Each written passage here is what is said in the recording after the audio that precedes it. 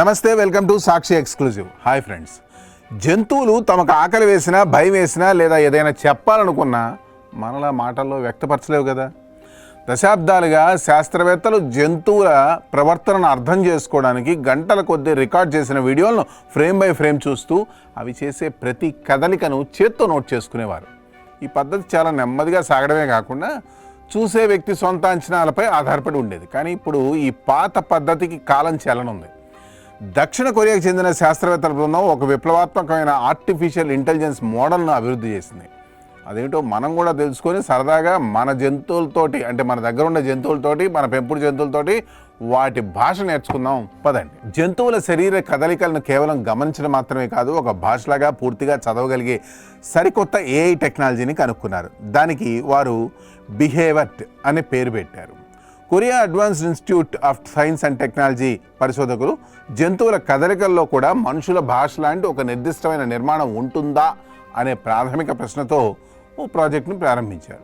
సాధారణంగా మనం మాట్లాడే పదాలు ఒక క్రమ పద్ధతిలో అమర్చినప్పుడే దానికి ఒక అర్థం వస్తుంది. అదేవిధంగా జంతువుల కదలికలు కూడా ఒకదాని తర్వాత ఒకటి ఒక నిర్దిష్ట క్రమంలో సాగుతాయని, ఆ క్రమంలోనే వాటి అసలు ఉద్దేశం దాగి ఉంటుందని శాస్త్రవేత్తలు గుర్తించారు.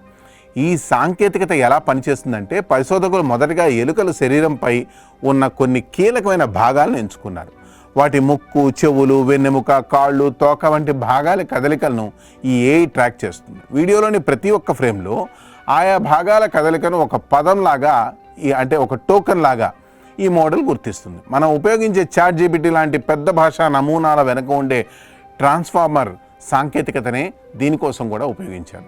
ఒక్క పదం విడిగా ఉంటే దానికి పూర్తి అర్థం రానట్టే. జంతువుల ఒకే ఒక్క శరీర భంగిమను చూసి అవి ఏం అనుకుంటున్నాయో చెప్పలేం. అందుకే బిహేవియర్ మోడల్ ఆయా కదలికల కంటే ముందు, తర్వాత వచ్చే ఫ్రేమ్లను విశ్లేషించి ఆ సమయ సందర్భాన్ని బట్టి జంతువుల ప్రవర్తనను ఖచ్చితంగా అంచనా వేస్తుంది. ఉదాహరణకు, అది ఒంటిని శుభ్రం చేసుకుంటోందా, దేన్నైనా వాసన చేస్తుందా, లేక భయంతో పారిపోతుందా అనేది చాలా సులువుగా కనిపెడుతుంది.